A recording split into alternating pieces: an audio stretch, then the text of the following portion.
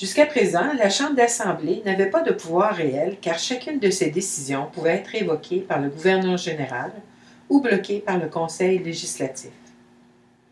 Suite au conflit entre l'armée anglaise et les Canadiens, l'Angleterre envoie Lord Durham afin d'évaluer la situation et obtenir des solutions.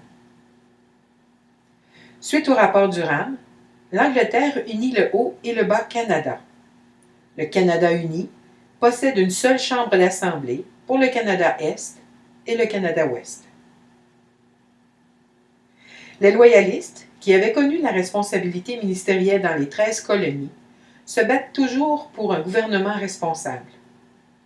Après l'exil des chefs politiques en 1837-1838, causé par la répression et l'acte d'union, de nouveaux dirigeants du mouvement politique apparaissent.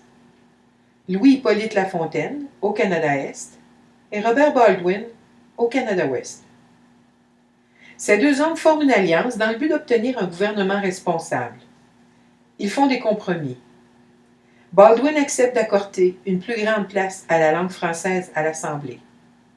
Et Lafontaine, lui, accepte la vision économique anglophone et une modernisation des transports. Lorsque Lord Elgin est nommé gouverneur du Canada uni, il reconnaît le principe de la responsabilité ministérielle. Il entreprend une démarche auprès du Parlement britannique qui finit par céder et accepte un gouvernement responsable au Canada uni en 1848.